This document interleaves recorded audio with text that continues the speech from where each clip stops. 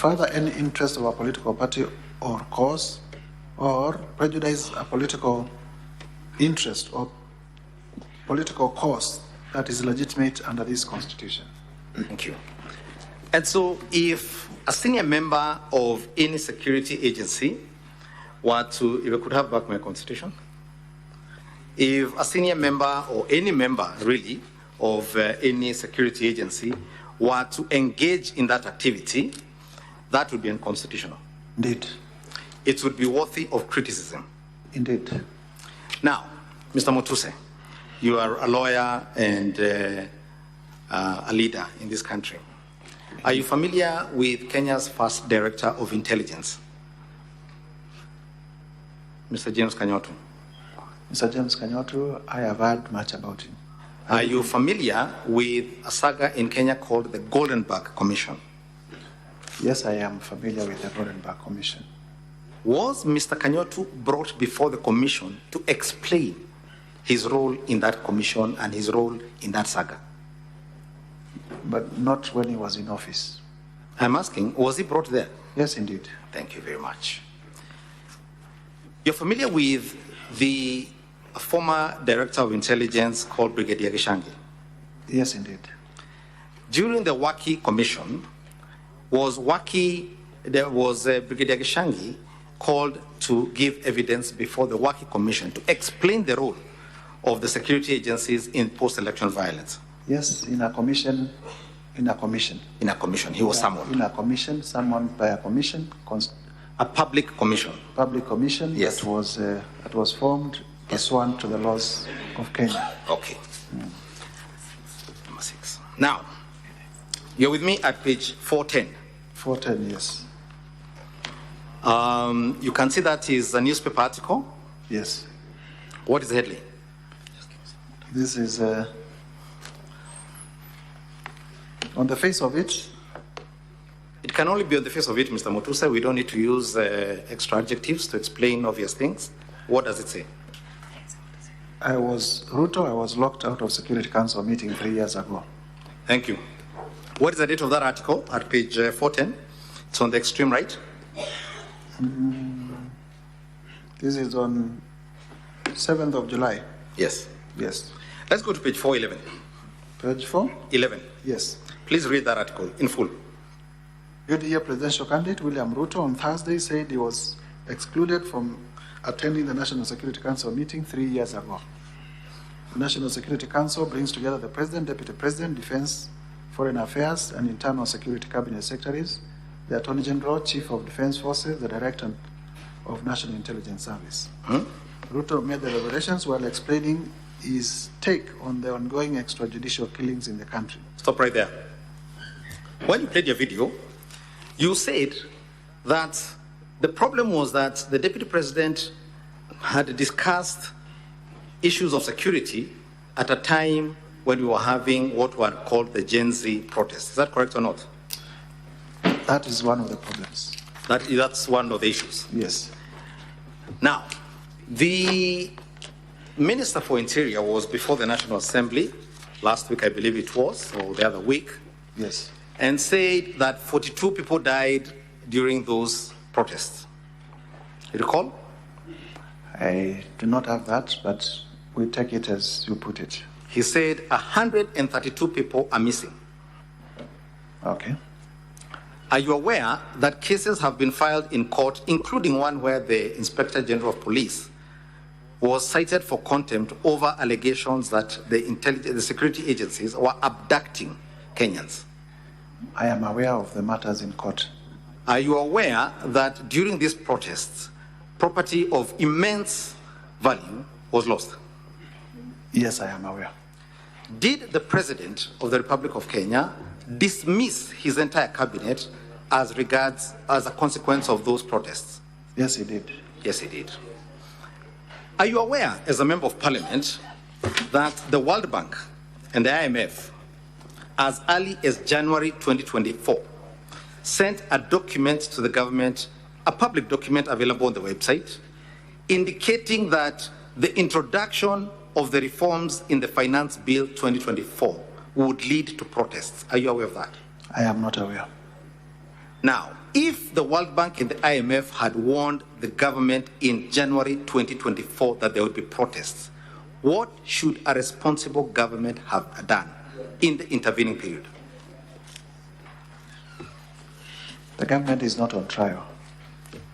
Rigathi Gachagua is. That is not my question. My question was, what should a responsible government and security agencies have done?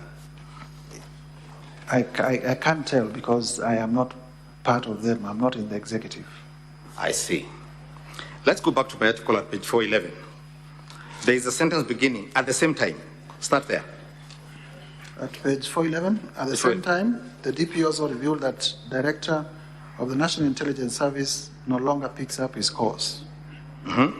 This, he said, has made him unable to play a key role in ensuring an end to judicial killings in the country, as well as the runaway insecurity in some parts of the country. Stop right there. Go to page 412. Page 412. In the middle, there is a sentence beginning with the words, he reiterated. He reiterated that the remarks he made in a campaign rally in Moyale, that he will ensure. Read, finish. That will ensure end to extrajudicial killings. So the deputy president at the time is criticizing the entire National Security Council and even disclosing, and Kenyans didn't know this, that the director of national intelligence no longer picked up his calls, and this is being made at a rally in Moyale. Between that and the deputy president addressing a national crisis that was foreseen, please explain to me what the difference between those two situations is. There is a huge difference. Number one, he begins by saying he has been locked out of National Security Council meetings. Honorable Rigathi Gachagua has not said that he has been locked from National Security Council meetings. Number two, he goes ahead and says the Director General of the National Intelligence Service no longer picks his course. Mr. Rigathi Gachagua does not say the Director General of the National Intelligence Service no longer picks his course. I see, but they're talking about the Director of National Intelligence. And our case is that... And they're discussing things the public don't know yet, correct? Yes or no, Mr. Mutuse? The context is... No, yes or no, Mr. Mutuse? It's distinguishable. Very yes or no? The context is very different. Very good. Now, you say that at this speech, the Deputy President revealed secrets. What specific secrets did he reveal? He said, and the clip that was played, that he has been told in confidence by officers of the National Police Service. I have been told in confidence that the officers did not receive advanced security information, intelligence on the planned protests. And this is subject to the Official Secrets Act. You can confirm this. The oath of office is that if issues are revealed to you in secrecy, you are not supposed to make them public. And when you made this allegation yourself, who are these officers you're saying made these secrets, gave him these secrets? The Deputy President, in the clip that we played, from his own mouth, says, I have received confidential information from officers of the National Police Service. Let us play for you a video here, Honorable Speaker, video number 6. We have the most incompetent Inspector General of Police, I think, in the world. The most incompetent in the whole world. His incompetence may not necessarily play out when things are working, but when things get to a head and you need some decisions to be made, I can tell you for sure, the gentleman we have as an IG cannot make any decision. The second one.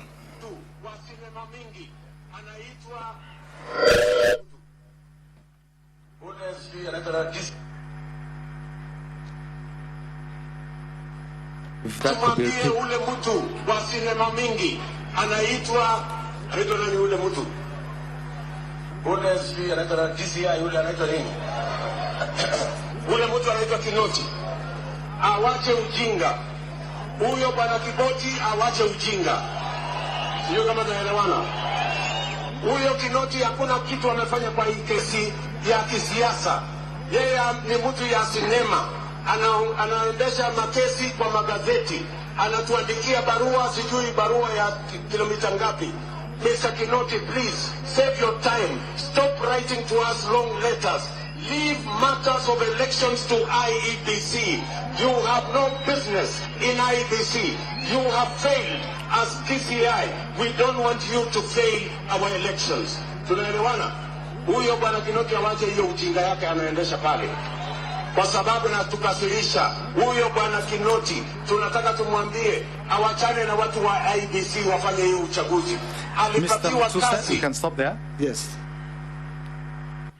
Do you recall in the 2 years the Deputy President has been in office, Yes. where he called any public servant in the security sector awache ujinga? I don't recall. Not one. But I also know I'm asking us, I just asked you a simple this was on a campaign trail. I just asked a simple question. So you don't recall any? I don't recall. Yes. Do you recall him ever speaking in that tone to any officer? I don't recall. Thank you very much. And there is no motion against I'll the hand president. over this honorable speaker to my colleague, Mr. Victor Swanya Ogeto.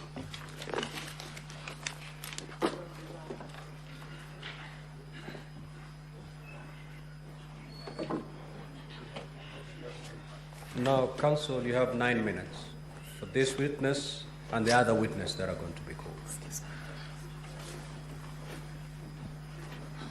Thank you, Mr. Speaker, and the senators. I'll be very brief. Mheshimiwa Mutusi, I want to refer you to your motion 45I.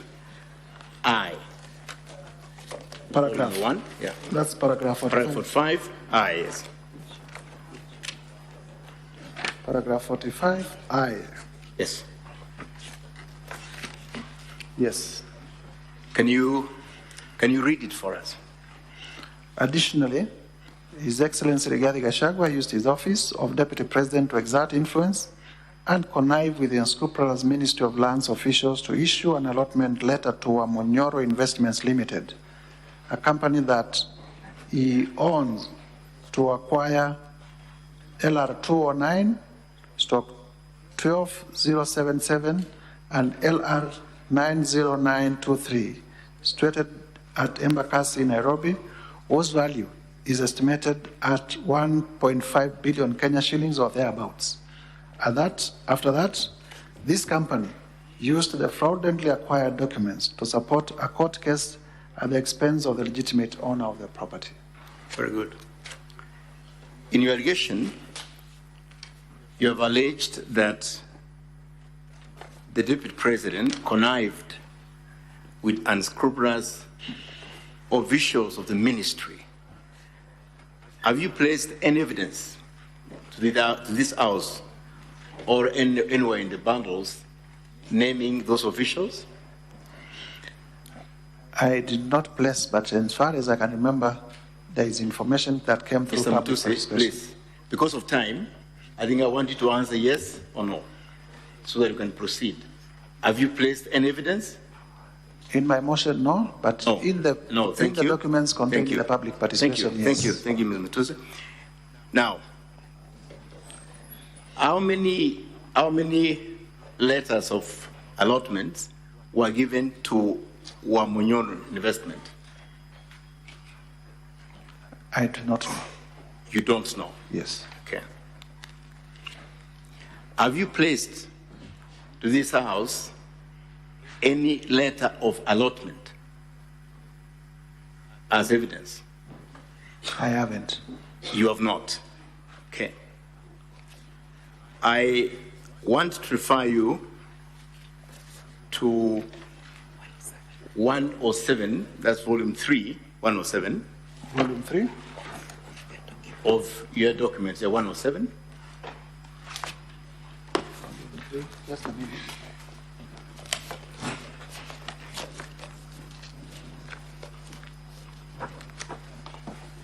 Page 107. 107, yes. 107, and And I want 107. Are you there? That is NLC determination, Volume 3, page. volume 3, page 107. Volume 3 of our documents or of your document? Of our documents. Your documents. Yeah.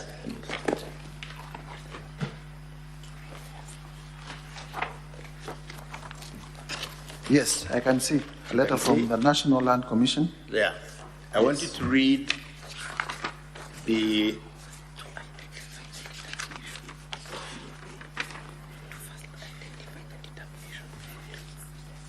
So, do you identify this determination? Yes, I do. It's from who? This is from the National Land Commission, signed by the then chair, Professor Mohamed Swazuri, PhD, OGW, Chairman, National Land Commission. And when was it signed? It was signed on the 24th day.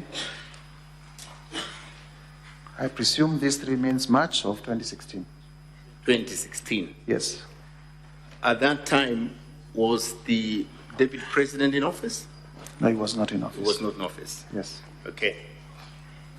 Okay, so it will have not influenced the ministry officials to give an allotment, true? Not as deputy president. Not as deputy president. Very well. I want also to refer you to, before I refer you to the judgment on that matter, I want you to read the determination of the commission, which is in the last page, just last paragraph. Can you read it? The Commission, having listened to both parties and scrutinized the evidence adduced before it, hereby directs as follows. The lease held by Munyoro Investments Limited, LR number 209, 12077, IR number 90923, is upheld, subject to adoption by plenary. Is upheld. Subject to. But is upheld. Subject to. We read it in whole. Subject to. Very well. Adoption by plenary. Very well. But the determination of NLC have already determined. It is upheld, subject to adoption by plenary. Very well. So let me refer you to the judgment of that's ELC case number E242 of 2022, which is page 116. Page 116. Yes. Yes. I want you to go to the judgment of the judge. That's 177. 170? 177. 177. Yeah, 177. But I want you to look at 176. 176? Yeah. Yes. 176, paragraph 440, right? I. Can you read paragraph 440 I? A declaration be and is hereby issued that the plaintiff is the lawful registered absolute owner of all that parcel of land known as LR number 209 12077, IR number 90923. Who is the plaintiff? Who is the plaintiff? Wamunyoro Investments. Wamunyoro Investment. Okay. And therefore, the judge has determined who is the rightful owner of that property, right? That's right? Yes, the judge has determined. Okay.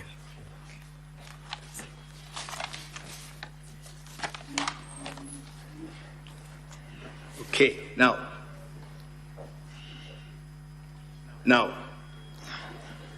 do you want the Senate to further arbitrate on this, on the ownership of this property after that? Is that your position? Indeed. Our claim is that, as you have referred us. Is that your position? Yes. It is your position? It is our position. Even after you've seen the determination both from the court and from the NLC. There is no plenary adoption of the NLC determination. Subsequently, we have made allegations which will be proved that the letter of allotment came long after, and it is the letter that was used to lead the court to make this decision. Very well. That's all, Mr. Speaker. Thank you so much. I thank you. Counsel for the National Assembly, you may re-examine the witness. But just to remind you, you have 40 minutes to conclude your entire case. Mr. Speaker, we have no questions in re-examination for this witness, so we propose to call our next witness. That is Dr. Andrew Mulo. Very well.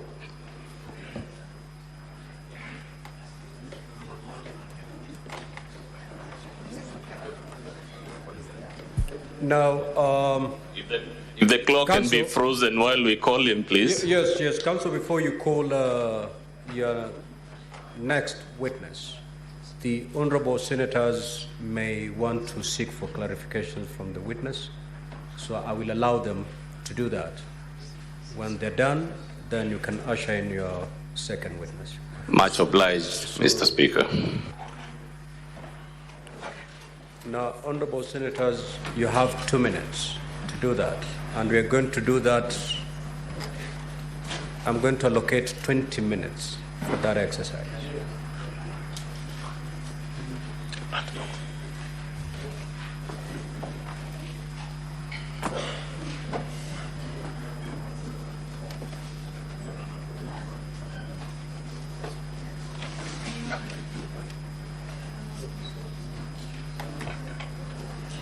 Senator John Newton.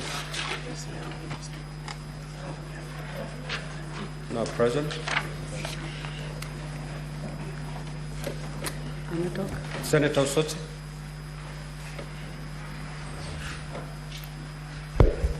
Thank you, Mr. Speaker. Mr. Speaker, I have two clarifications. The first clarification to the Counsel for the Deputy President, and is on the matter of the first charge on the issue of shareholding. Can the Council, based on Rule 30, of the standing orders, explain the specific relevance of the Kenya Kwanza Coalition Agreement as a piece of evidence? My second question is the Council of National Assembly on the ground number 8, where it is alleged that the Deputy President violated Section 132 of the Penal Code. So maybe we can be told a lot more about whether there was any report made to the relevant authorities as far as this charge is concerned. Senator Newton.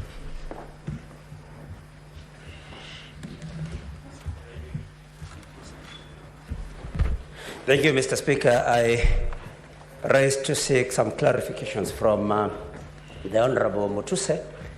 Very fast, Mr. Speaker. First of all, what led him to, if he did, to think of auditing the wealth of the Deputy President? Was he auditing institutions? And if he was auditing the presidency, would he kindly tell us also about the wealth of the President? Number two, Mr. Speaker, who did this particular motion for Honorable Mutuse?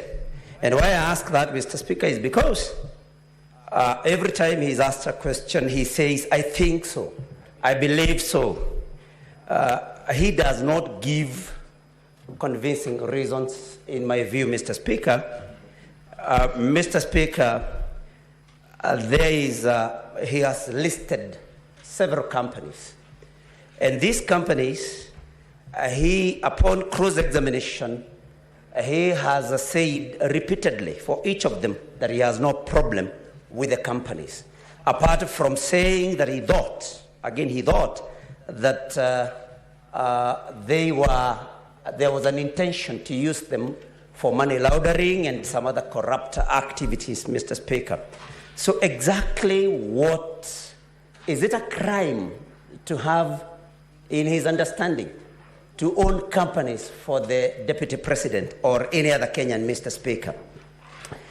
Mr. Speaker, when you look at the affidavit made by one Jomo, Mr. Njomo, about acquisition of Olive Gardens Hotel, with a promise, it is alleged, that the Deputy President would buy the same later. Senator Ojenda. Honorable Senators, condense your thoughts. You only have 2 minutes within which to seek the clarifications. And both teams kindly note down the questions so that once the senators are done raising, we'll come to you. Thank you, Mr. Speaker.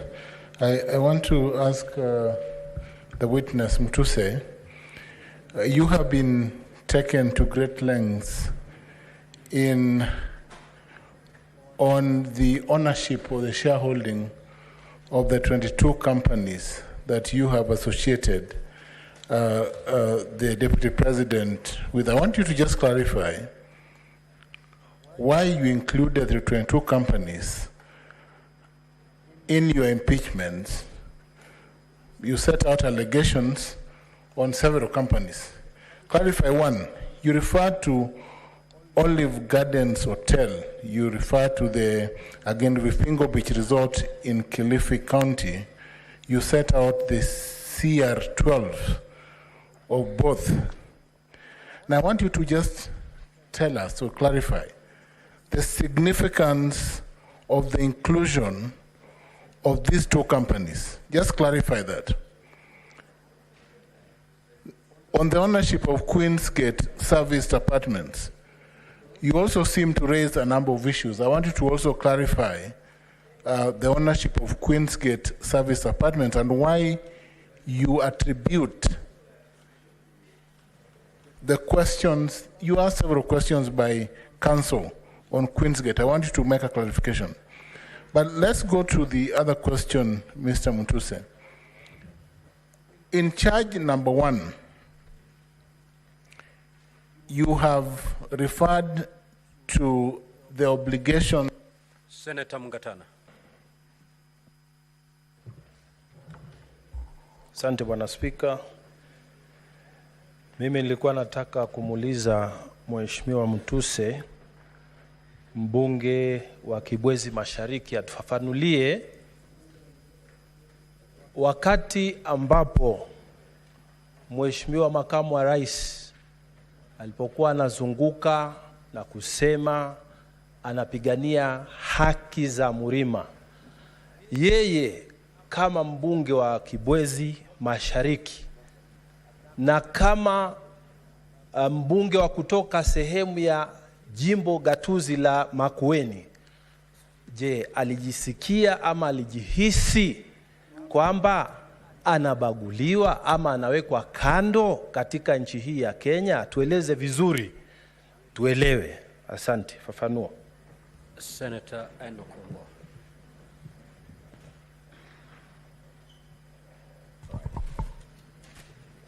Thank you, Mr. Speaker. Mr. Speaker, I will have 2 clarifications to seek from Mheshimiwa Mutuse, but because my leader, Senator Governor James Orengo, opened this session with the verse from the Bible, I will also read one from the Bible. The book of Exodus, chapter 23, verse 1. You shall not spread a false report.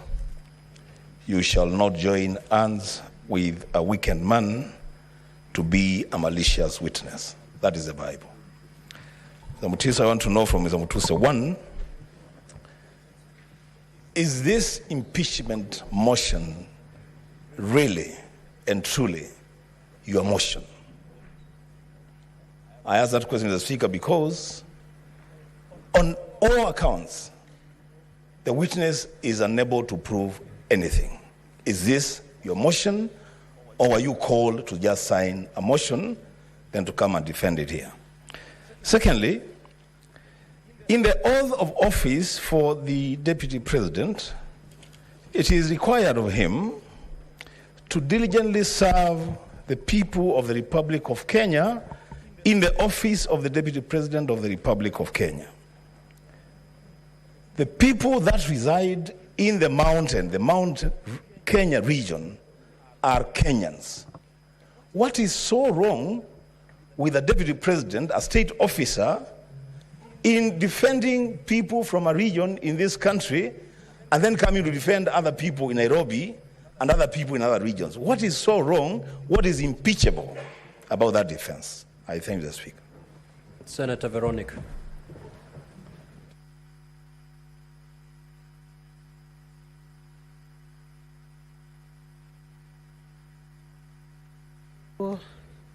Honorable Mutuse, just to clarify a few issues. One, are there any charges for money laundering that have been preferred against the Deputy President? That's one. And then to confirm whether the Asset Recovery Agency, the case of the Asset Recovery Agency that was before Justice Esther Minor, was fully resolved using the consent order. Those two clarifications. Senator Olekina. Thank you, Mr. Speaker. Mr. Speaker, I need to seek two clarifications, and one of them is from the Council of the Deputy President. This is in regards to the allegation on ground 4 in terms of the consent that was reached upon for the 200 million. I heard that there was a consent after the Deputy President filed an appeal of the case, which I believe the judgment still stands. Do we have that consent? And in what circumstances led to that consent being agreed upon and the money returned, the 200 million shillings returned to the Deputy President, yet the High Court had already determined that that money were proceeds of corruption? Was it threats? Number two, I'd like to seek some clarification on the concept of shareholding. Is a coalition agreement a company? Is Kenya government a company? Because I was still not very clear about those two issues. Because we've been invited to interpret the coalition agreement of Kenya Kwanza. Yet, every time, based on the evidence presented, all I could hear is the Deputy President talking about people. So are people now part of the coalition agreement? And is the coalition agreement a company, or is it a coalition agreement registered with the Register of Political Parties? Senator Meth.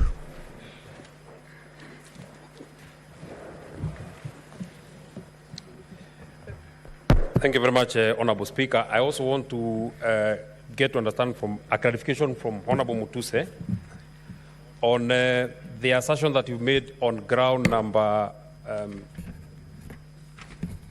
on this accusation that you say that His Excellency Rigathi Gachagua acquired a dairy farm in Nyandarua County, whether there is any evidence in record that he has a dairy farm in Nyandarua, either the title number of the land or even the, a photograph. I've seen you put photograph of hotels, either a photograph of cows or whatever you'd have in record. Number two, I would also want to know from the Honorable Mwengi Mutuse, on this matter that you say the people of Kenya feel that they have been left out, whether there is any evidence in record of people who have complained to the National Cohesion and Integration Commission complaining against the conduct of the Deputy President in as far as the issues that you've raised. Finally, there is one property of the estate of Rigathi Gachagua that is referred to as Kuruitu, and I think you have adduced the list of the directors. In your submissions, you said that the only one person who is an executor and is a beneficiary would be Deputy President Rigathi Gachagua. In that will, did you see that part of the people who are beneficiaries are the executors? So one of the three, or all the three executors are also beneficiaries. And in the regards to what you have adduced in the Kuruitu property, it is actually one of the executors, not the Deputy President, who actually bought that particular property. Senator Christella Sige. Thank you so much, Speaker. I'm very, very glad that the Bible has been cited, because I have a couple of verses of my own I would like to also start my contribution with. I take it to Proverbs 17, which I just read yesterday, in fact, Speaker, which say in 14 and 15. 14 says, starting a quarrel is like breaching a dam, so drop the matter before a dispute breaks out. 15, acquitting the guilty and condemning the innocent, the Lord detests them both. And I'd like to maybe insert, instead of the Lord, I would like to insert the Senate, detests them both, and we have a very upward hill task. My question goes to the witness. In his motion, he has used the Oxford Advanced Dictionary to define gross misconduct. I was just curious to find out why the Oxford Dictionary and not maybe a relevant Kenyan law that defines, if he has one, or perhaps Black's Law Dictionary, which I know all legal counsels also rely upon. Thank you. Senator Gataya, more fire. Speaker, I want to seek clarification from the council for the Deputy President. I have seen the photos and utterances for His Excellency the President. I need to get the relationship between what is before us and the President for this matter. So can he please explain what is the relationship between what he has paraded for the President and what is before us as a House?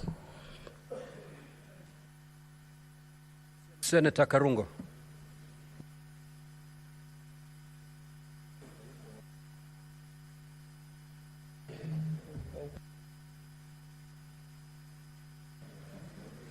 Thank you very much, Mr. Speaker. My questions directed to Mheshimiwa Mutuse. Welcome to the Senate, the upper house. And my question is, you said the Deputy President is tribal because he spoke Kikuyu in Nairobi. Are you aware of Article 7 of the Constitution that says the state should promote local languages? Are you also aware of Article 27 that says no one should be discriminated on the language they speak? Are you also aware of Article 44 of the Constitution that says that every person has the right to use the language of their choice? But again, would you make the same complaint if we spoke in sign language? The next question is, the Deputy President has been talking about shares in government, serikali, which we have been shown that the shareholding and the shares were signed by the government officials who are in government. He never talked about the nation, which is Taifa, shareholding of the country. So I would want you to tell me whether you know the difference between the two. And lastly, you have given us a lot of documents, even bank statements, and even payment vouchers. I know you as Honorable Member of Parliament, not necessarily a government agency.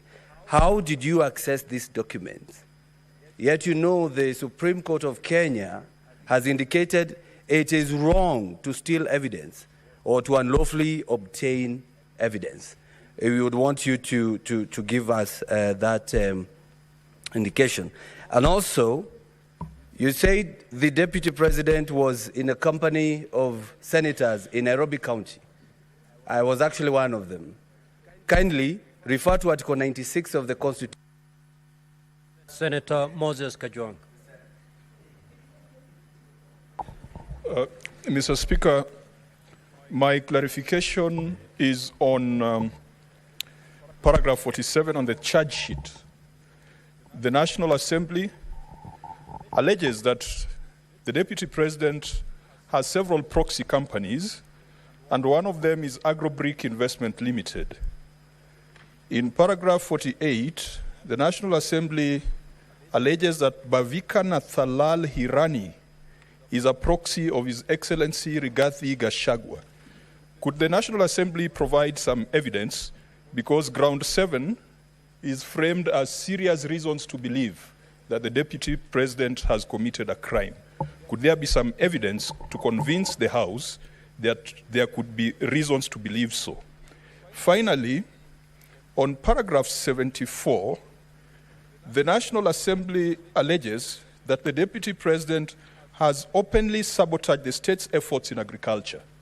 Mr. Speaker, I'm a member of the Agriculture Committee, and I would be interested to get the evidence that there's been connivance, there's been cartelism, and there's been an association between the Deputy President with the cartels that have frustrated the development of the tea sector. Because the tea sector goes beyond the mountain, it goes all the way to Kisii and areas that neighbor Homa Bay County. And finally, which is this cooperative society whose name has been withheld? Could that information be provided to the Senate? Thank you, Mr. Speaker. Senator Robert.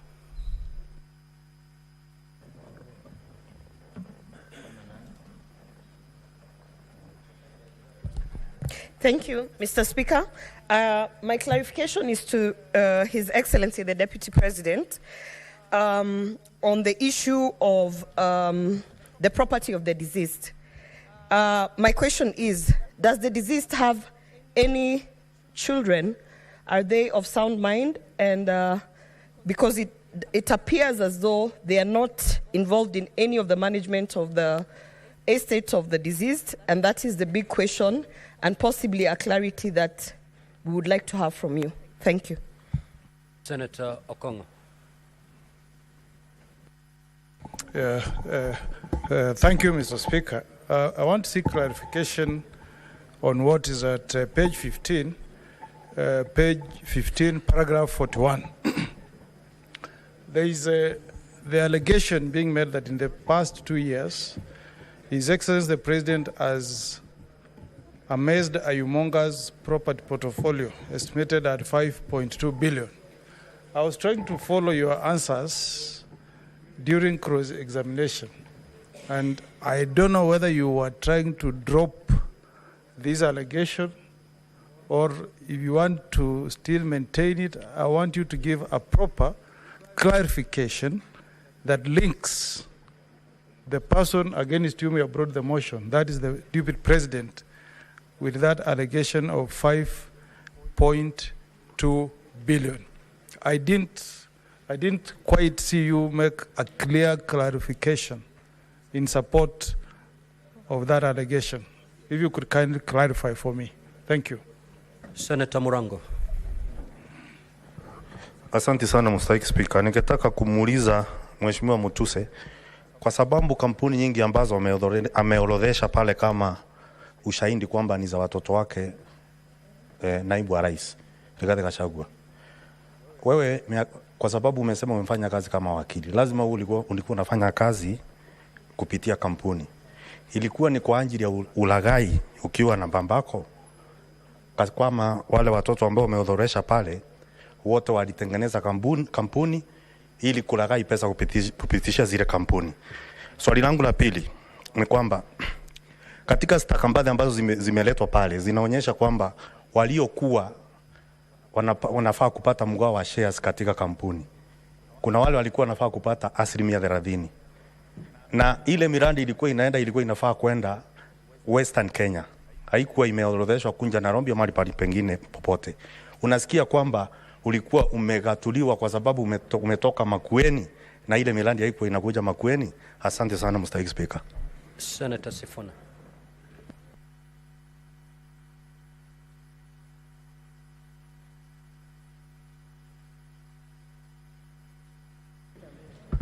Honorable Speaker, unfortunately I hear that the Bible verses have been exhausted. But I seek a clarification from my friend, Council Macharia, who has helped me to understand complex legal issues before. Council, because you have presented a coalition agreement to explain this issue of shareholding, where does that coalition agreement leave members of political parties that are not signatories to the Kenya Kwanza agreements? That is the first question I would want clarification to. Number two, what would be the place of a coalition agreement that is manifestly unconstitutional or illegal? And the page that you referred us to includes securing positions that are supposed to be competitively filled. For instance, the position of permanent secretaries.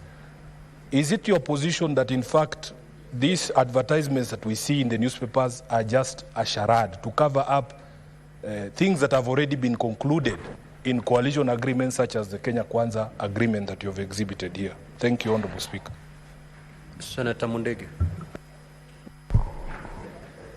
Asante, Bwana Spika. Swali langu ni kwa Mheshimiwa Mutuse. Wakati Deputy President kunasemekana aliongea ubaya wa Jaji Maina, ndio tuweze kuangalia kuna njia yoyote, kwa sababu kila mtu ako na uhuru ya kwenda kotini ama kuita wazee ama kutumana.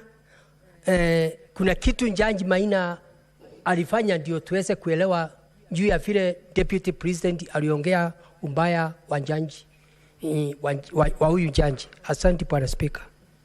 Senator for Kilifi.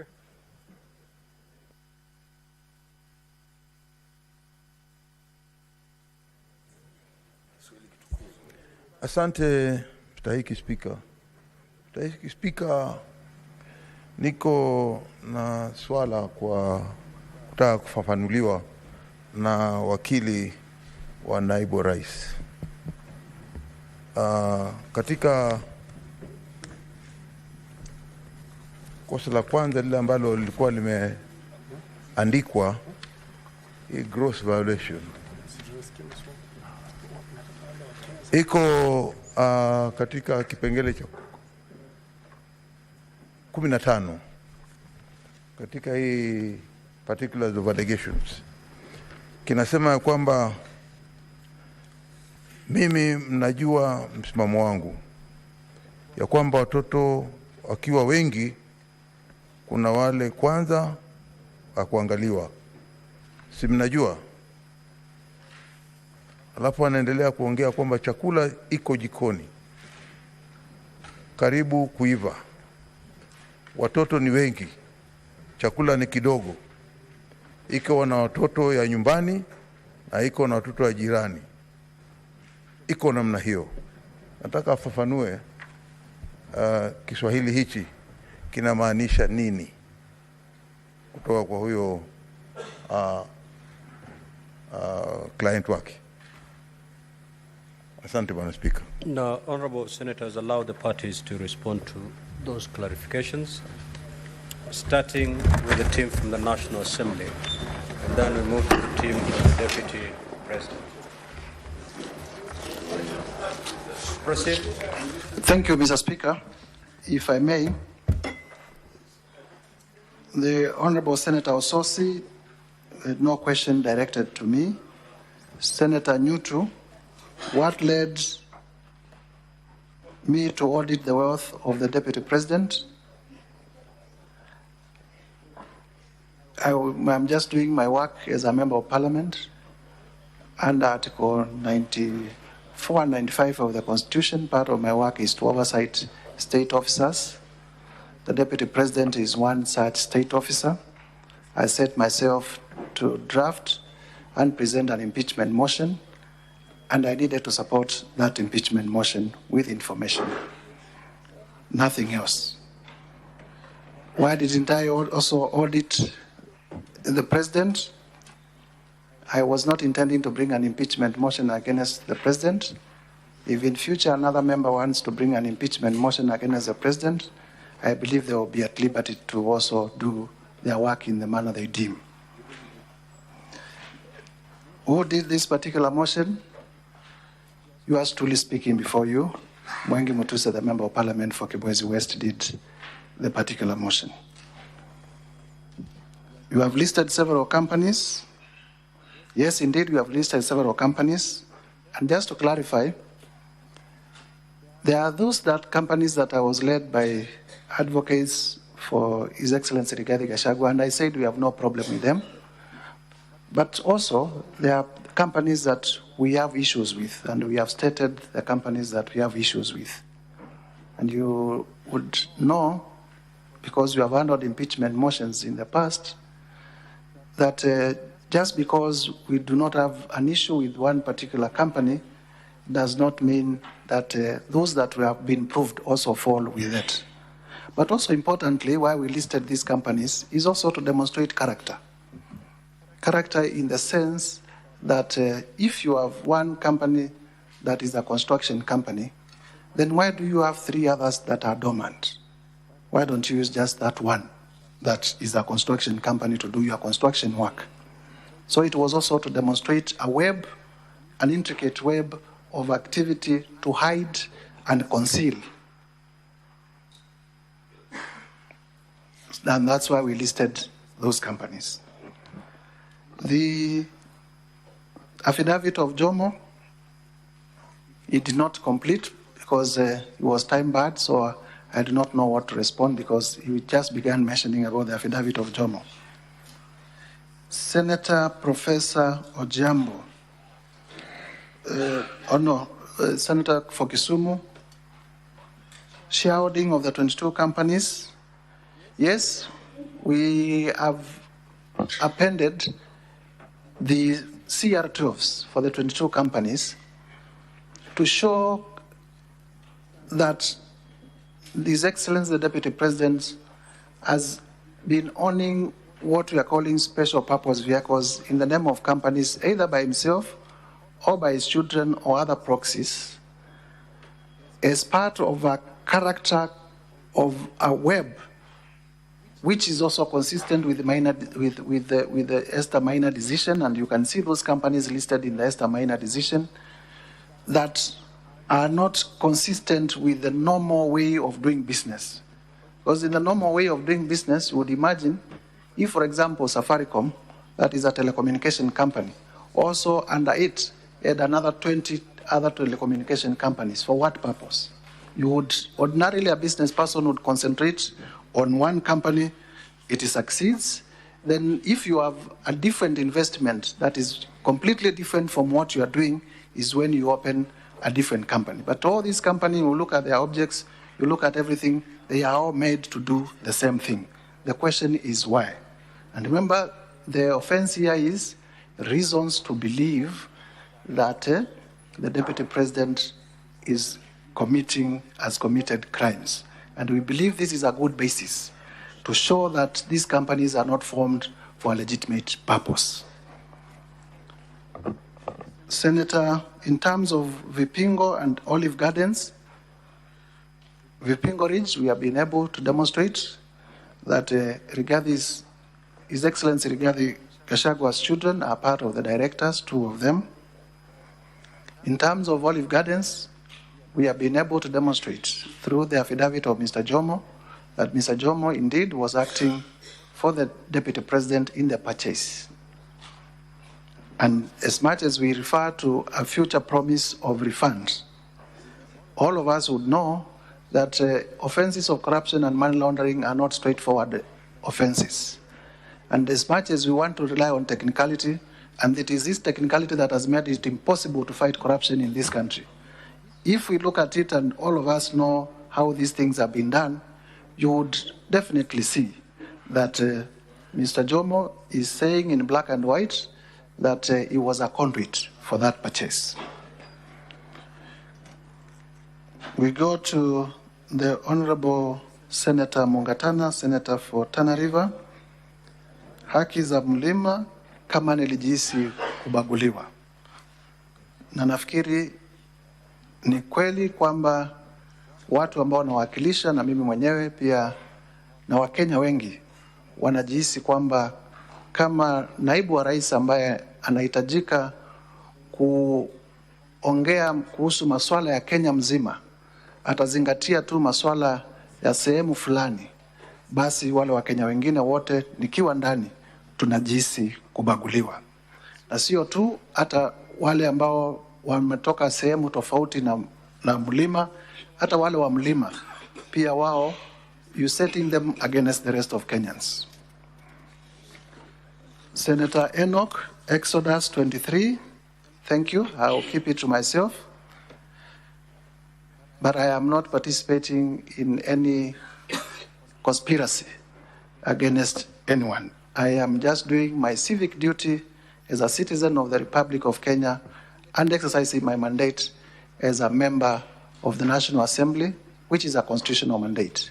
I believe senators here also have done in the past, and even now and in the future, they will also bring issues in line with their mandate, in line with their responsibilities as citizens of the Republic of Kenya. Is this motion your own motion? Yes, it is my own motion. And in saying so, you say, I approved nothing. And that is not factual, just to say the least. If you go through the motion 11 grounds, and you look at each grounds, most of the grounds have sub-grounds. And you will see we have given clear evidence in many of them. Incidences where we have been able to admit, like for example on the tea issue and on the Sacco, Madeira Sacco, that by the time of presenting the motion I had not gathered evidence and the rules do not permit that I present new evidence. I have conceded, but only on those two. That does not mean that I have not proved anything. I have actually proved most of the grounds. So I would be urging my senator for Kitui to also be fair to my case and find that even if only one ground is proved, to also vote for the approval. Because one of the videos that are presented before this House is a speech by the Deputy President at AIC Kitui, Two more minutes. Which I believe the senator represents. And in that video, you will see the Deputy President telling the people of Kitui kwamba nyinyi Wakamba hamuna shares. Hata napigana na huyu rais sana, kwa nini anawapatia viti katika serikali? Those are the people that Senator Enoch represents, who the Deputy President told them they do not have a right to be in cabinet.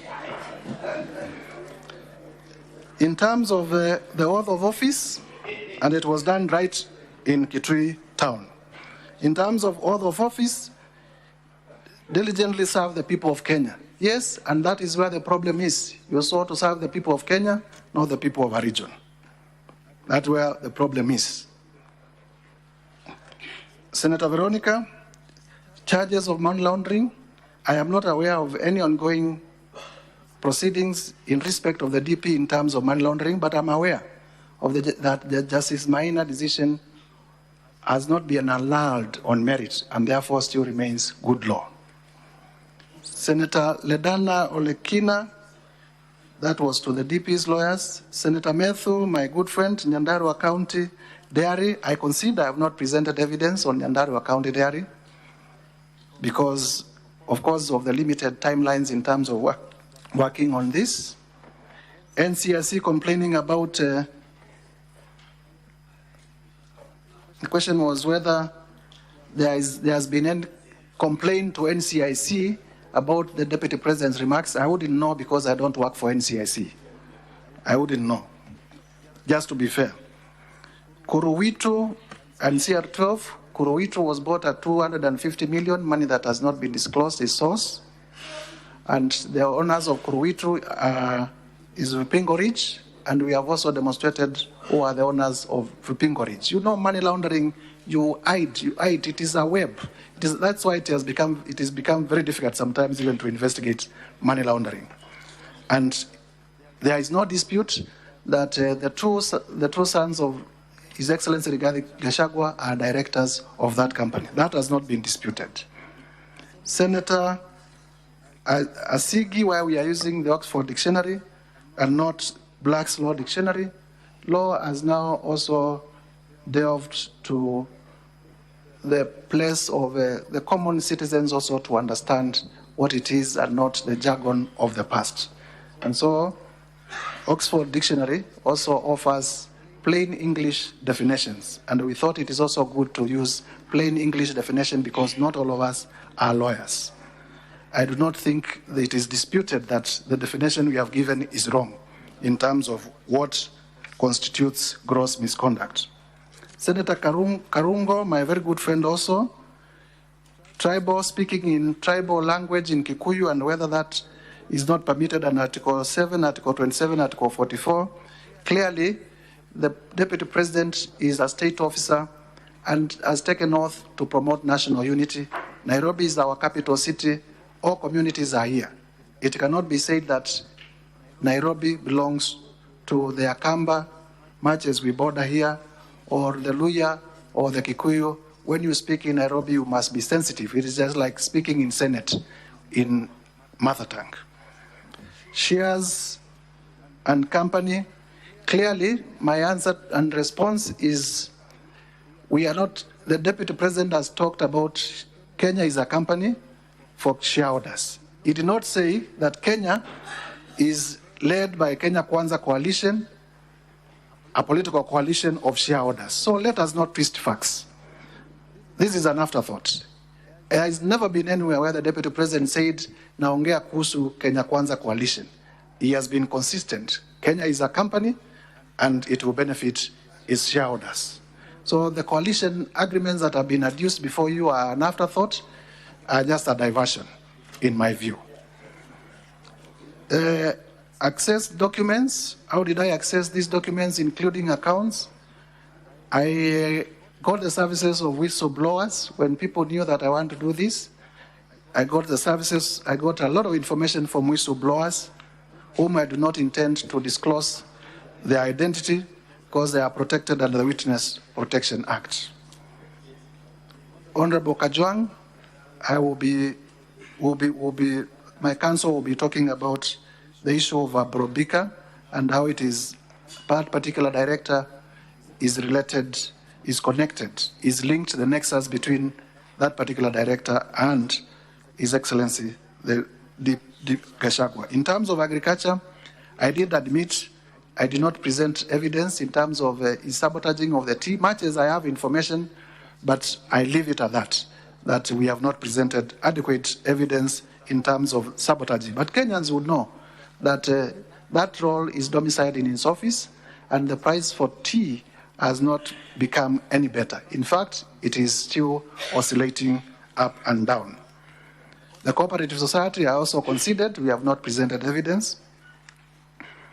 Senator Ogwoka, the question was to the DP's legal team. Senator Omogeni, page 15, paragraph 41, whether I can tabulate, and during our closing remarks, we'll be able to... Mutuse, conclude. Your 2 minutes actually. We'll be at our concluding remarks, we'll be able to answer this question, but just for your information, the land acquired through Amunyoro Investments is 1.5 billion. The Abadeas, when we added, came to about 1 billion shillings. When you add Kuruitu, 250 million, and others that will be showing 412 million for Olive Gardens, they will all come to the figure that we are talking, or thereabout. Now allow your legal team to respond to the questions directed to them. If at all there are any questions directed to you.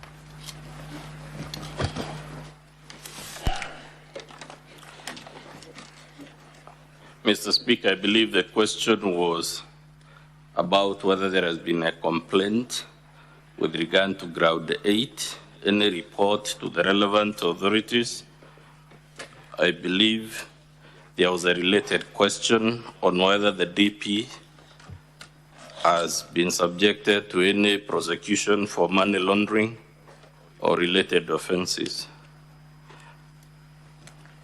We are not aware of any complaint under Section 132 of the Penal Code to the police or any other relevant authority. Equally, we are not aware of any prosecution that the DP has been subjected to, but in our opening and closing, we'll be showing you it is immaterial whether there has been such a complaint whether there has been such a prosecution, because when we get there, we'll be showing you the Supreme Court has said times without number, the Court of Appeal has said times without number.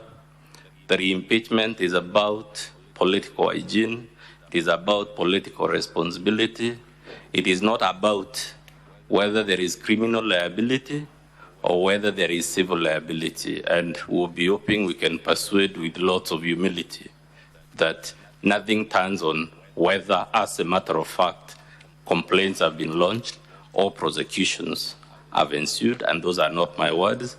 They are the words of our Supreme Court, as I said, not once or twice, but several times. Thank you. The legal team of the Deputy President. Thank you very much, Mr. Speaker. I will speak to the questions on the shareholder question. Honorable members, please permit me to answer this in omnibus, but I'll attempt to do my level best on this. The first question was, why is the President relevant in these proceedings as regards shareholders? He's relevant in two capacities, three actually. Number one, under the Constitution, the Deputy President assists the President. And so when the President tells the people of Murang'a and elsewhere that they're the biggest shareholders of government, when he signs a contract that founds the government, the Deputy President is bound to assist the President in moving that shareholder issue. That's number one. Number two, the Article 73, Subarticle 2, Subarticle C, Roman numeral 1, talks about honesty being a foundation principle for leadership. It is well known, I think I can say it here, my client, the Deputy President, is known as the truthful man. It is pursuant to this that he is truthful. Number three, a contract and covenants in a contract must be performed if indeed any government, any contractor worthy of their name, worthy of their signature is to be believed in the future. The President, the party leaders all signed these contracts with the intention that they should be complied with. You will note that in the sections we read out for you here today, the Deputy President is insisting that the promises made to the people of Western Kenya should be complied with to the letter. The promises made to the people of Coast in an agreement should be complied with to the letter. Equally, all other regions that had agreements signed or promises made in these coalition agreements ought to have those promises implemented. That is the basis upon which he says it is important that we keep our words. Fourthly, the coalition agreements were in fact executed.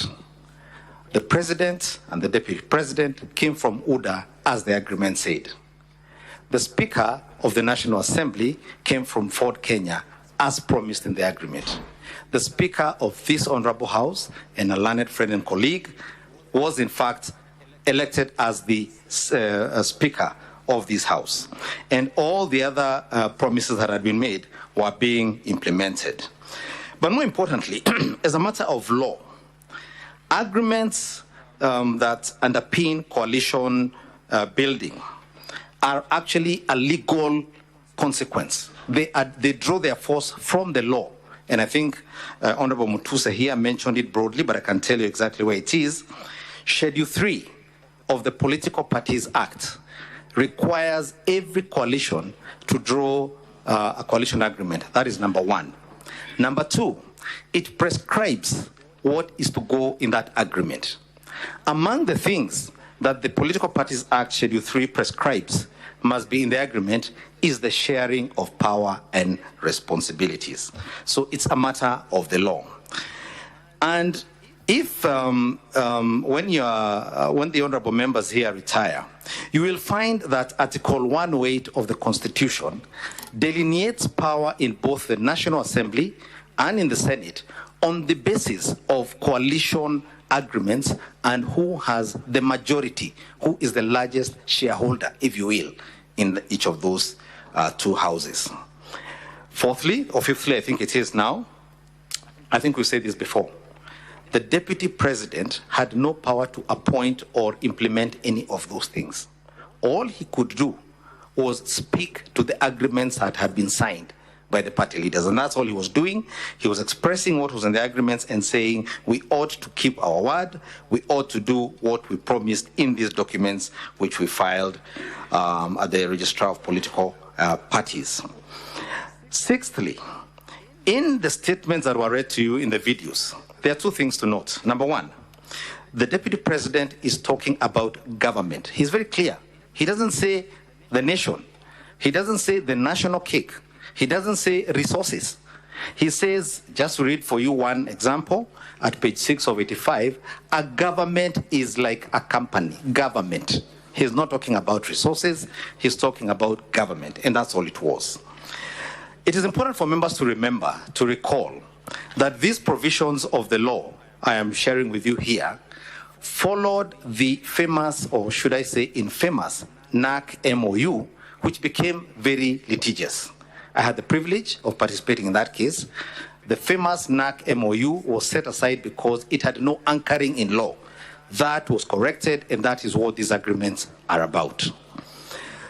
Seventhly, and I think I'll combine this with, although I'll come back to that later, but the deputy president, in the videos, when you listen to them correctly, says the president needs to work with people who believe in his policy, who believe in his manifesto, who will implement what he had in mind when he campaigned on a specific platform. That's all he's saying.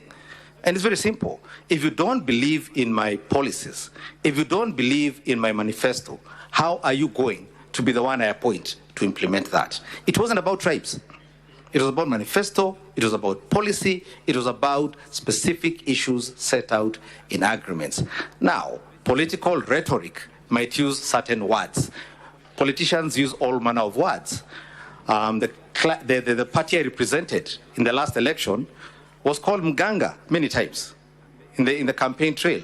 But we know he's not a Mganga, you know? So, but it's political talk. Number 8, these agreements were not limited to Kenya Kwanza, as I say, because they're part of the law. The government that preceded Kenya Kwanza, Jubilee, had similar agreements deposited with the Registrar of Political Parties. Azimio la Umoja, One Kenya, had a similar agreement. It's only that they never got to power, but they had a similar agreement. And the reason for this is that even internationally, these agreements are known as power-sharing agreements. There's no magic to it. That's what elections are about the division of power. That's what it is about. And because of that, these agreements, in fact, do the opposite of what Honorable Mutuse is saying they did. He says they cause disunity. In fact, they are a source of unity when the diverse sectors of the Kenyan society can get together. For example, Kenya Kwanza, I think, had 16 or so parties. Azimio had 25. The different characteristics of Kenyan society are captured in all those parties. That's what coalition building is all about. And it not only works at national level, even at the devolved level, we have what are called negotiated democracy agreements, like these ones, which take into account clans and that sort of thing. Now, my learned friend, my good and learned friend, Mr. Sifuna, asked a question about what happens to the others who are not mentioned in this agreement. We have a practical example. Members of his party, ODM, are now in government. The party, the contracts left room for accommodation. My good friend,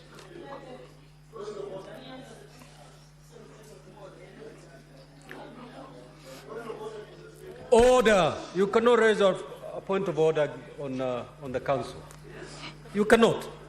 Council, you have 3 minutes to conclude. Thank you. I just wanted to set the point that the agreements were dynamic, that politics is dynamic, that these things have a way of settling themselves, and they do. The next point I wish to say, I cannot say, I think he asked me the question about, for example, the constitution requiring PSs and others to be advertised.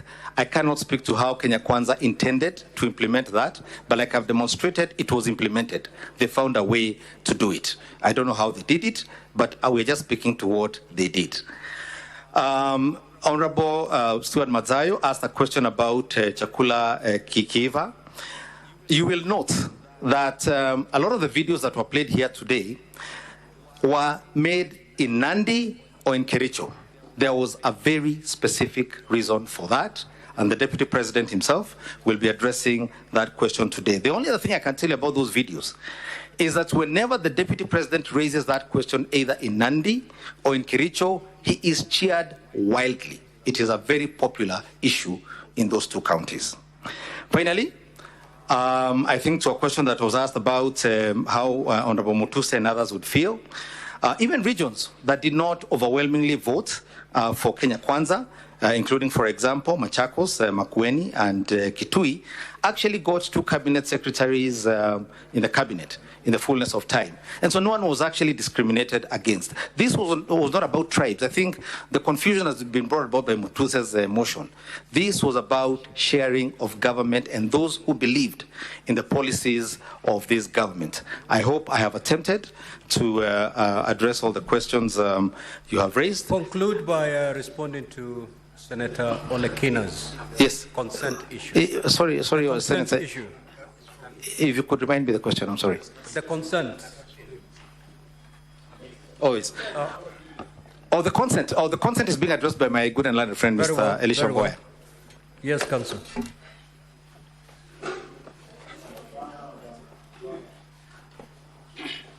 Thank you, Mr. Speaker, and thank you, distinguished senators.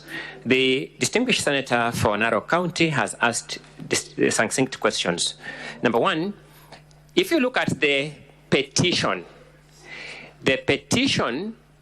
claimed 2 things. That number one, the Deputy Chief Justice has no respect for the judiciary, which is why he made the allegations that he made against Justice Esther Maina. And number 2, that the the Deputy President, my apologies, lied when he said he was going to file a complaint before the JSC. So you respond to the motion as presented.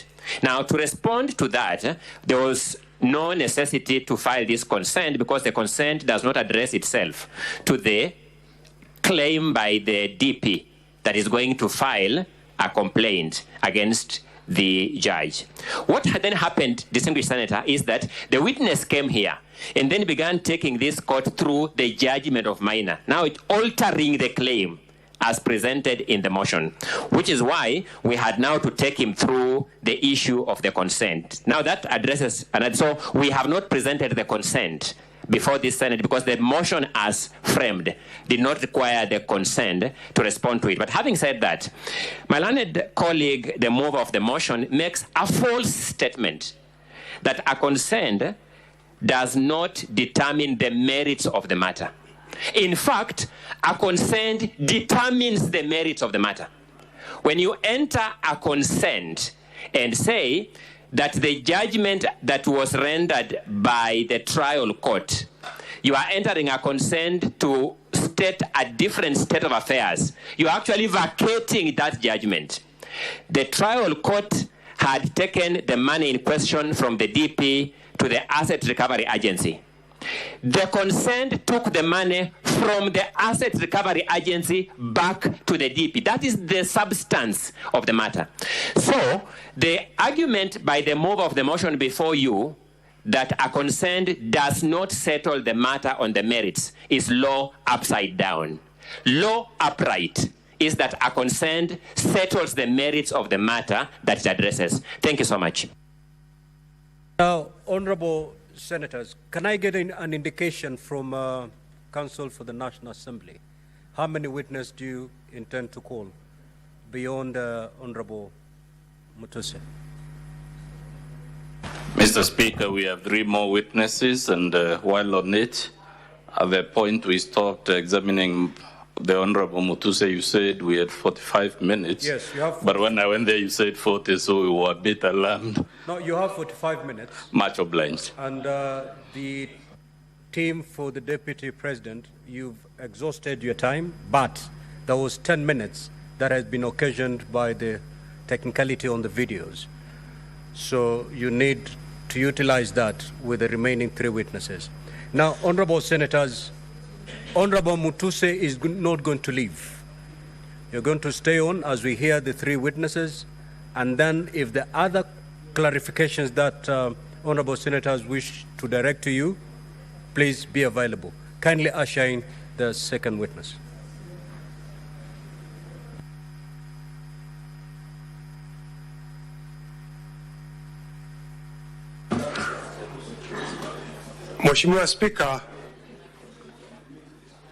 Mheshimiwa Speaker, we as counsel for the Deputy President would wish to borrow from our time tomorrow, the time you allocated, so that we can be able to effectively cross-examine the witnesses that the National Assembly is going to call now. We don't want to go outside our time, but we need How much time do you want to borrow from your tomorrow's time? 1 hour. Keeping in mind that we are rising by midnight. 1 hour will be adequate from the 3 hours we have tomorrow. We'll overshoot the runway. 1 hour is a bit too much. We will go beyond midnight. 30 minutes? Yes. Very well.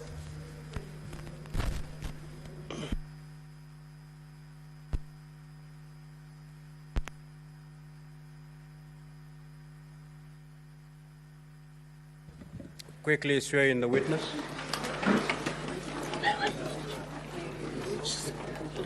Christian.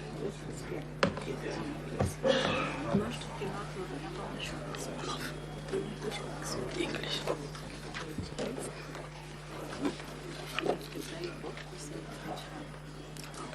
Right hand.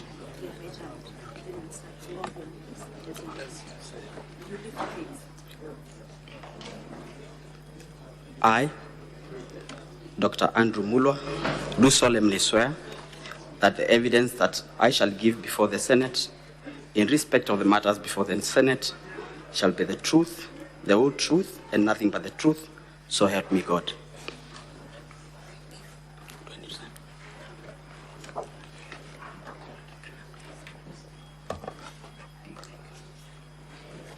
Sir, would you tell the Senate who you are and your professional background? My name is Dr. Andrew Mulwa, a medical doctor by profession, working in the Ministry of Health, and previously working the acting CEO, Kenya Medical Supplies Agency, KEMSA. Please confirm whether you're the one that saw the affidavit on page 67 of volume 1. Yes, I am.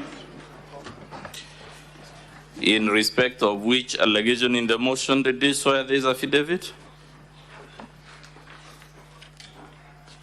I have sworn affidavit on issues raised on paragraph 45J, 78C, in ground 7 and 11 of the motion for removal of the office by impeachment of His Excellency, the Deputy President, Rigathi Gachagua. Paragraph 78 of the motion, what does it say? 78A, that would be page 37 of 85.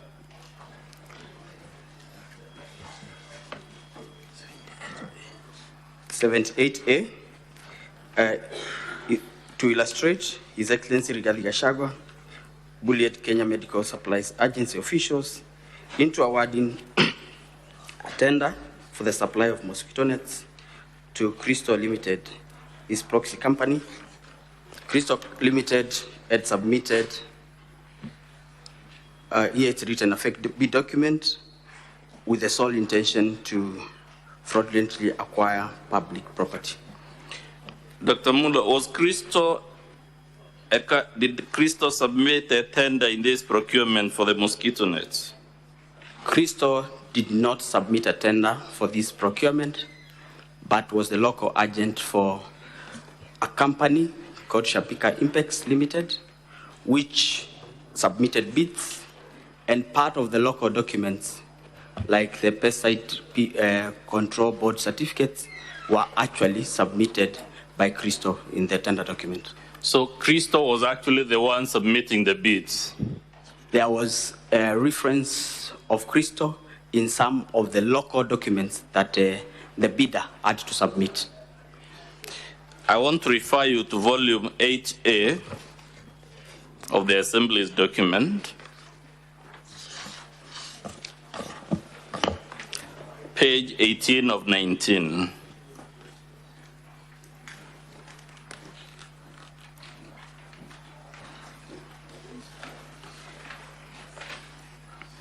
Are you there, sir? Yes, I am. What is the title of that letter? It's appointment as local agent for Duranet LLI in Kenya. This Duranet, is it the mosquito net that was being procured? Or is it a different one? Duranet was a company that initially used to do that which changed to Shobika. And I think in this letter, it is Shobika writing to confirm that they have appointed Christo as their sole local agent in the country. What does it say in the second paragraph? We are pleased to appoint Christo Kenya Limited at State House Avenue, Liason House, 3rd floor, of PO Box given in Nairobi, Kenya, as our exclusive agents in Kenya for promotion, marketing, and sales of Duranet long-lasting insecticide nets manufactured by Shobika Impex. Page 17 of that document, what does the second paragraph say? There was a change of ownership for Duranet LL9. Read it loud. And there is change of ownership for Duranet LLIN, which is alpha cypermethrin 0.55%, WW registration number PCB CR0189. I'm referring to volume 8A, page 17. What does the second paragraph of that letter say? Can you read it in full? We have taken note of the change in ownership of Duranet LN9 from Clark Mosquito Control of USA to Shobika Impex Private Limited, India, and appointment of new agent, Christo Kenya Limited. The documents we have so far read in volume 8A, sir, do they show a link between Shobika and Christo Limited? Yes. Is Christo Limited, to the best of your knowledge, connected to the Deputy President? From my affidavit, I did not know initially that there was a connection. Yes. But through a phone call from His Excellency the Deputy President and conversations between myself and his son. We'll come to those phone calls and conversations, but for now, I was able to establish that there is a connection. There is a connection. Let's go to page 10 of 19 of volume 8A. Who has authored that letter?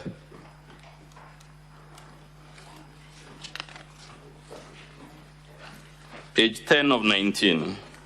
Page 10 of 19 is a letter from Ethics and Corruption Commission to myself as the acting CEO, dated 21st of August 2023.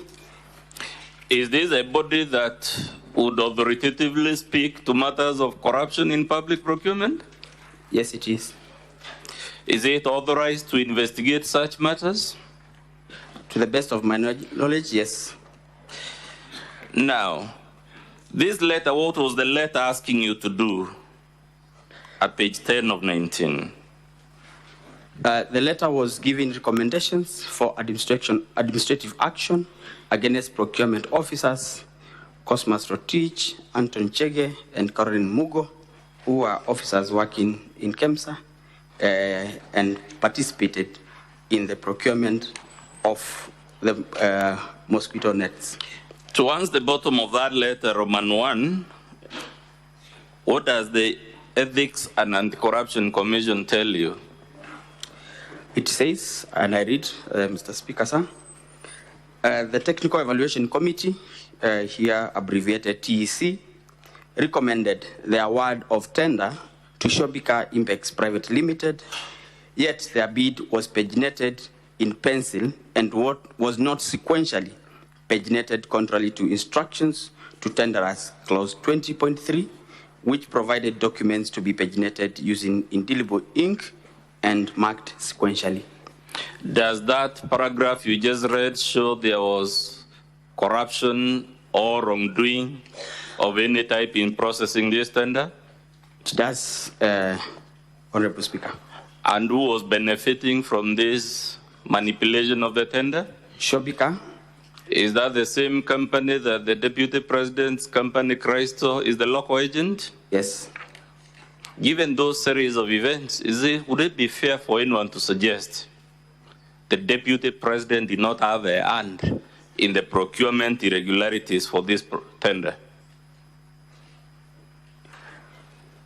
I think I would say Shobika, yes, was irregularly being recommended for award of a tender without meeting the set criteria.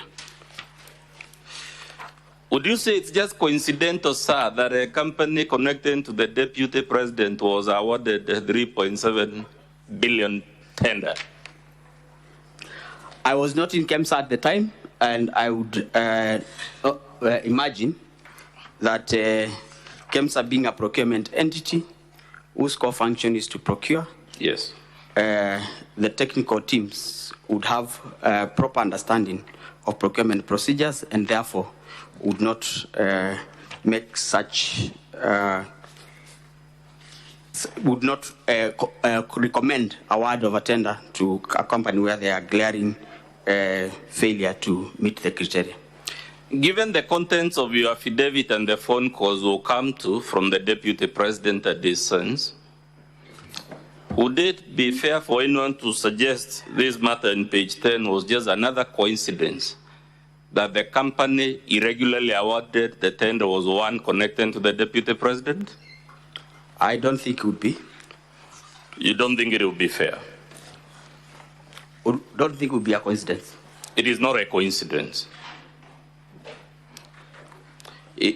In your estimation, say, would a fair-minded person faced with the facts you have so far taken as true think it was a coincidence that a company linked to the Deputy President of the Republic was irregularly awarded a tender for 3.7 billion? The Speaker, Honorable Senators, I think having had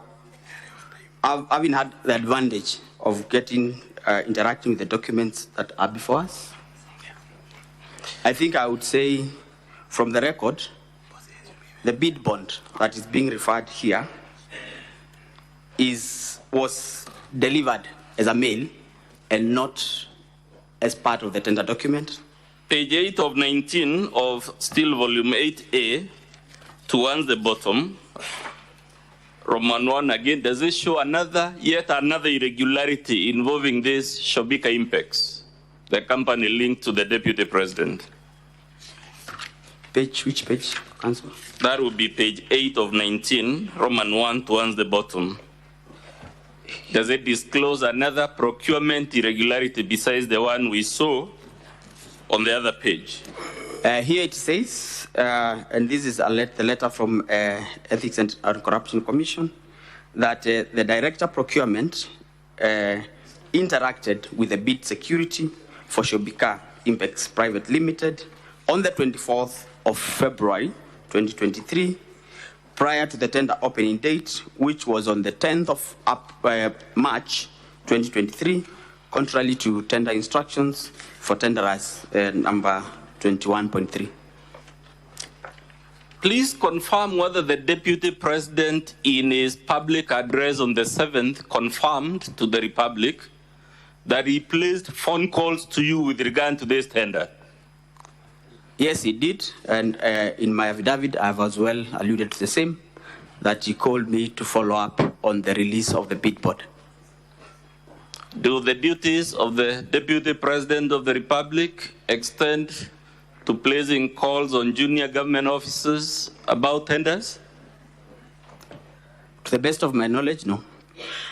But did the Deputy President also admit in that public address that his son equally called you? Yes, he did. Are those the phone calls alluded to in paragraph 4 of your affidavit? Yes. You have also said, besides the phone calls, the son of the Deputy President sent you WhatsApp messages. Have you annexed any of those WhatsApp messages? Yes, I have. In my affidavit, page 70 of 85. In those affidavits, in that page 70, who is the person indicated as sending you the message? Dr. Ikinu Rigathi.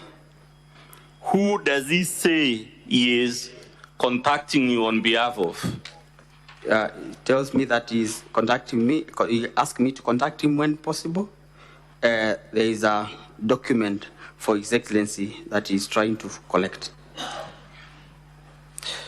Was this document in your possession?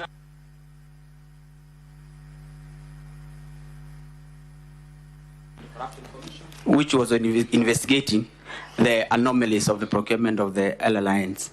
So the Deputy President and his son are pressuring you to surrender a procurement document under active investigation by the Ethics and Anti-Corruption Commission.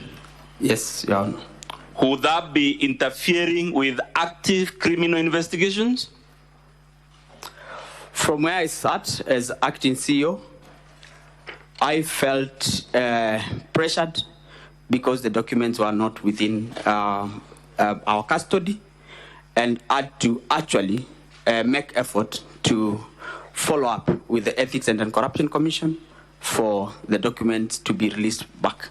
Have you placed any evidence before the Senate to confirm these documents the Deputy President and his sons who are harassing you to surrender were actually under the custody of the Ethics and Anti-Corruption Commission? Yes, I have submitted my letter to the CEO, Ethics and Corruption Commission, asking for the bid board documents for Shobika. We have at page 73 of 85. Page 73 of 85. Yes. Can you read the relevant part, which I believe it's 72 of 85, Mr. Speaker, of volume 1, if I'm not mistaken. Yes, 72. Can you read that paragraph? What does it say? This one that I wrote to Ethics and Corruption is actually 73. Okay. 72 I had written to Shobika. Yes. Telling Let's begin with 72. What did you tell Shobika? Paragraph 2. We would like to inform you that the subject tender is currently under investigations, and all the documents related to this tender are not under our custody. We have, however, written to the Ethics and Corruption Commission to release the original bid bond to facilitate your request. They had requested for release of the bid bond. And the one in... Through a letter dated 12 June 2023. And the one in 73, in summary, what were you trying to do? I was requesting the CEO, the Ethics and Corruption Commission, for the bid bond for Shobika Impex Private Limited for the malaria net tender, which I had requested, that I had informed him of the letter that we had received from Shobika, requesting for the bid bond. Sir, given the magnitude of this tender and the national crisis it stoked, would anyone expect the Deputy President, when he was harassing you, to know that the matter was under investigation and active investigation for that matter? I want to believe so.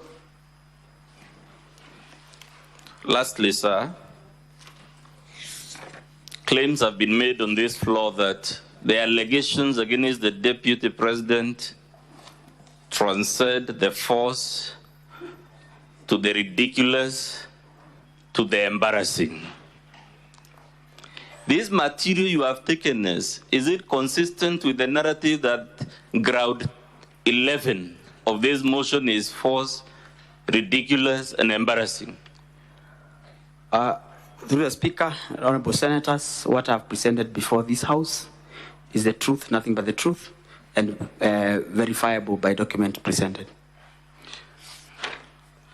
I want you lastly to read from your paragraph what you told the National Assembly bringing us here. This affidavit is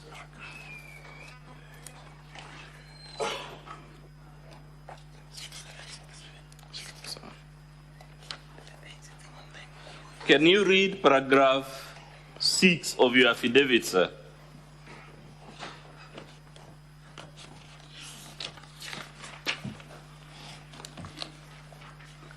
That is page 69 of 85 of volume 1, Mr. Speaker. It says, given the status, power, threat, and influence of the people involved in the interference with the investigations and cover of irregularities surrounding the procurement of treated mosquito nets, I was constrained to surrender the original bid bond to Ogora Wilson Okulo. And in short, I was caught in a tricky situation. Being a junior, there was nothing I could do as a junior government officer against a sitting deputy president for the Republic of Kenya. That's all for purposes of the examination in chief of this witness, Mr. Speaker. Counsel for the deputy president. Good evening, Mr. Mulwa. Good evening. My name is Dewan Jiro. I will be asking you several questions in respect to the testimony that you have just delivered. When did you join the KEMSA? I joined KEMSA on the 17th of March 2023. Before that, who was the CEO of the organization? Terry Ramadan. Terry. Were you there as and when the alleged tender processes were taking place? No. Who was in charge of that process as at then? Terry Ramadan. Terry Ramadan. Therefore, the issues that you are testifying before this assembly, are they issues that you saw, perceived, or they are issues that you are told? One, there are issues that were you told or you saw? It's a simple question. I was not told. Yes. Neither did I see. At what process you are not told and neither you never saw? I was involved. You were involved? At the time you joined the organization, what stage of the tendering process was it? The tender had just been terminated. There were investigations. The tender had been terminated? Yes. You therefore never participated in that particular process whatsoever, for whatever purpose, yes? I participated in a very big way. All right. Would you then lead this assembly to understanding your participation in that tender? This matter was a matter that, one... What exactly did you do that relates to this tender? I participated in the investigations on this tender. So by you participated, ESCC, excuse me? By PPRA, by the Senate, by the National Assembly. But at the time when the bids were alive, the bidding was alive, you had not joined. I was not in KEMSA. And therefore the issues you're testifying before this assembly are not issues that you witnessed. Not issues that I executed. Thank you. Now, what was the status of the tender at the time you came or you joined? I actually joined KEMSA as a result of this tender. No, I'm not asking why you joined. What was the status? The tender had been terminated. The tender had been terminated. Do you know of any company that is associated with the deputy president that succeeded in this particular tendering process? For purposes of... You know or you do not know? Yes, Shobika had been recommended for award, but since it was cancelled, did not proceed. Was the award granted to Shobika? No. Do you know why the award was not granted? Yes, I know. Yes? Because Global Fund do a pre-award review of every evaluation of Global Fund funded tenders And after doing a pre-award review, they did not agree with the technical evaluation committee that had evaluated the tender and recommended for cancellation of the tender. Thank you. You've answered. So it's as a result of the review of all the bids that culminated into the cancellation of the tender, correct? Yes. And how many companies had bidded in that particular process? I cannot remember, but maybe 9 or 7, I cannot remember. You cannot remember because you never participated, yes? Yes or no, Mr. Witness? If I get the record, I would remember. And so show him the records. He has it. Show him his affidavit in volume 1. In that volume 1, that is at page, Honorable Senators, the National Assembly volume 1 at page 67 and 68. Did you indicate the companies that participated in that process?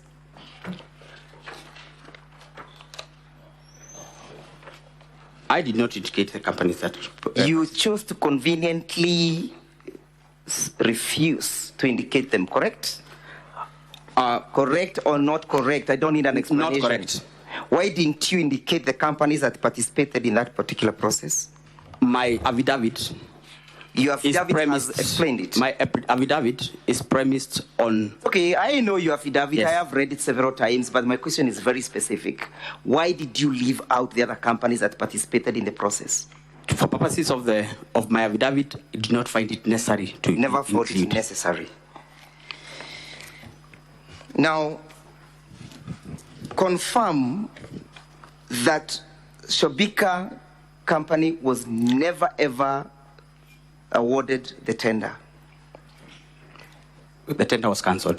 Tender was cancelled. Did the Republic of Kenya lose any money as a result of the award not being granted to Shobika? Yes, it did. Did the Deputy President have anything to do with it? Did the Deputy President have anything to do with it? I wouldn't say the Deputy President. I'm asking, you know, we are here because of the Deputy President. Did he have anything to do with it? A company related to I'm asking, did he have anything to do with it? It's a simple question. Yes or no? I already have... Yes, and you'll furnish me with an answer. I've said yes, because the company that is associated with him had been irregularly awarded. Had been irregularly awarded. Do you know that this matter was subject of investigation by Parliament? Yes, I am. Did you participate in that investigation? Yes. Honorable Senators, refer with me to page 183, volume 3 of the Deputy President's bundle. Volume 3, Honorable Senators. That is the report. Will go with me to page 220. At page 220, Mr. Witness. Can I get the document? Give him something. Give him the copy. You can get volume 3 for him.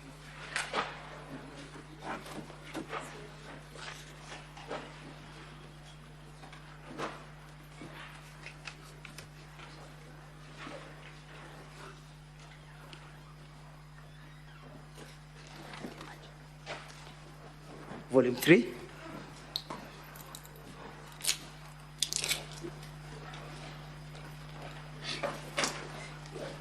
Page 220.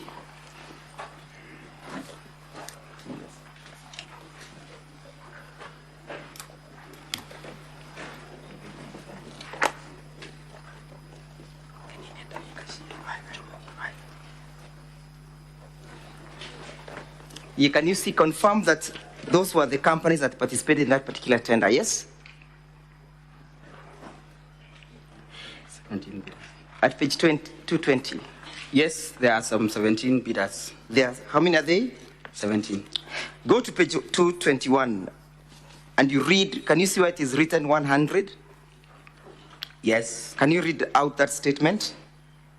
In its report dated 25th April 2023, Global Fund noted that KEMSA had failed to apply evaluation criteria consistently to all bidders, and that none of the bidders met the minimum requirements. None of the bidders met the minimum requirements. How many bidders did not meet the minimum requirement?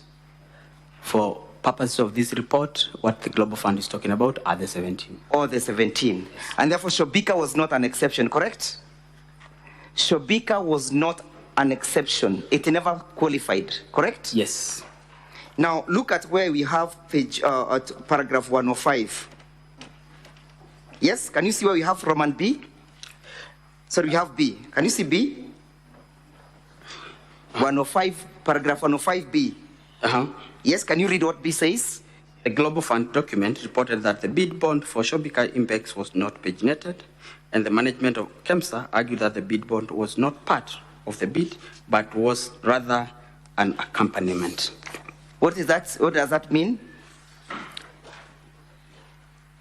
I think not thinking, reading and understanding. It means, and I had said exactly the same, that this document was not submitted as part of the tender document, but was brought in as ordinary mail, while in normal procurement, bid documents Can you look at paragraph 1? Can you go to page 222 and look at paragraph 106?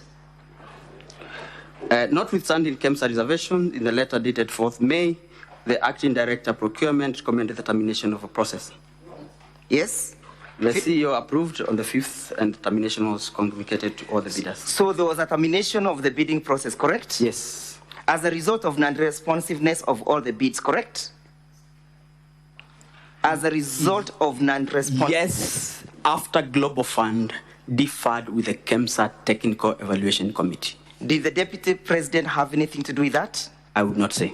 Would you associate that to the Deputy President? I am not competent to talk about that. I am asking, do you associate that process with the Deputy President? I cannot comment on that. You will comment. Do you associate because that? I don't know. Here we are not in a hospital. We are in a court seeking to save the life of a man you want to be impeached. Do you associate that with the Deputy President? I am saying I don't know. What don't you know? Whether this has everything to do with the Deputy President. Because the bids were terminated by Global Fund as a result of irregular evaluation. Irregular evaluation of how many companies? Of 17. 17 companies. Yes. Thank you. Look at paragraph 107 at page 22 222 once again. Yes? 107? It says it was further a testimony that the authority had struggled to maintain autonomy owing to undue interference from the Cabinet Secretary for Health. Whose authority? Whose testimony is this? I don't know. Read paragraph. Go to page 219. Page 219. Can you see where you have submissions by Ms. Terry Ramathani? Yes. Therefore, this is a statement, correct? And I would not say whether they are correct or not. Read, Mr. Witness. They are Terry Ramathani. So we understand who is now speaking at paragraph 17, correct? Yes. Read it then. It was further the testimony that the authority had struggled to maintain autonomy owing to undue interference from the Cabinet Secretary for Health. The authority had failed to maintain autonomy due to the interferences by? Yes, that is Terry's statement. Read it. By the Cabinet Secretary for Health. Have you seen any interference that indicates that the Deputy President of the Republic of Kenya interfered with the process? I have not. From the report? And I cannot own or disown it. I'm asking. It's not my statement. Have you seen that statement speaking to the person of the Deputy President? It is not. Thank you. Not mine. And it speaks as to who was interfering with the processes, correct? That's not my statement. Read. But it's not mine. Yeah, I know it's not yours. That's so I cannot own a statement that is not mine. I have not asked you to own it. I've asked you a simple thing, to read the statement as indicated. Who was interfering with the processes and the autonomy of KEMSA? According to that statement. According to the statement, the Cabinet Secretary for Health. What is the name of that Cabinet Secretary? As at then? Not indicated. Let's proceed as I finish up. Let's go to page 226.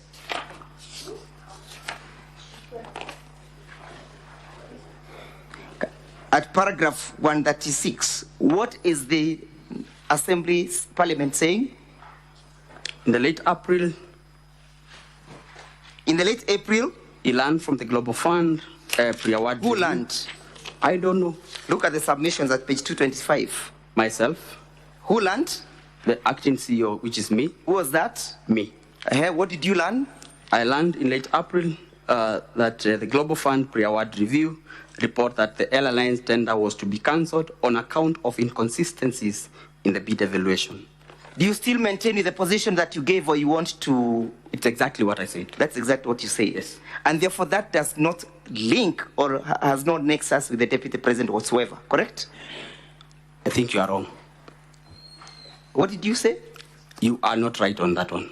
Read, what does the statement say? What did you say? What did you say in Parliament? It says the Global Fund pre-award review that airline tender was to be cancelled on account of inconsistencies in the evaluation. It is the inconsistencies in evaluation that recommended an award to a bidder that had not paginated documents, which was a mandatory requirement. I have not asked you that question that you are attempting to answer. I have just simply asked you to read what you stated before Parliament. Then a question will follow. And you read in verbatim. I have read? Yes, read it again. I learned that the Global Fund pre-award review report that the airline tender was to be cancelled on account of inconsistencies in the bid evaluation. And what was the reason for the cancellation? Inconsistencies in evaluation. In evaluation? Yes. Who was evaluating that tender? Technical Evaluation Committee. Does the Deputy President sit in that tender committee for evaluation? He doesn't. Was he involved? Okay, let's look at paragraph 38. Yes? Again, what are you saying at paragraph 138? 138 says, he further maintained that the advisory to the PS, State Department of Public Health and Professional Study, on the alleged inconsistency in the technical specification neither passed through his office or the head of department for the strategic health programs, but was forwarded directly to the PS by one Dr. Omar, the head of malaria program. Mr. Witness, you are aware why we are here, yes? Yes, I am. Do you understand the charge in respect to this matter that the Deputy President is facing? I am here to... Do you understand? I understand. You understand that you allege that you are intimidated and bullied by the Deputy President, correct? Yes, I understand. And that is contained in your evidence, correct? Yes. Why were you being bullied, if at all it ever happened? I want to believe. Not to believe. We are not dealing with beliefs here. Okay. We are dealing with the facts. I was bullied to submit bid document for Shobika. When was the tender cancelled? In late April. In late April. As at that time, had you joined KEMSA? I had not. You had not joined. When were you purportedly called by the Deputy President? In August. In August. At that time, was the tender alive or it had been cancelled? Yeah. At that time, was the tender alive or it had been cancelled? What happens upon the cancellation of a tender to bidders who had submitted their documents? Bid books are returned. Bid books are returned. As a routine process. As a routine process. Therefore, it is normal for somebody, a company that has bidded, to make follow-ups with the bids, correct? Yes. Yes? Yes. And that the following of those bids for purposes of returning them to their rightful owner does not violate the Public Procurement and Disposal Act, correct? I was in KEMSA. Does not violate, Mr. Witness. Does not violate. That's the question. Thank you. Now, Mr. Witness, as I finish, you understand that you wrote several letters that you have annexed in your affidavit, correct? Yes. And the first letter is the one that is appearing in volume 1 of the National Assembly's bundle of document at page 70, correct? Page 70. 70. Correct? Yes, yes, yes. And that is an alleged, what document is that? These are WhatsApp conversations between myself and Dr. Ikino Rigathi. Yes? WhatsApp conversations between myself and Dr. Ikino Rigathi. How would you ordinarily be able to tell that this conversation has come from this particular platform? One, this is on Which platform was this? WhatsApp. WhatsApp. Which number is there? And I want you to specifically look. The number is already saved. That's why it's written Dr. Ikino.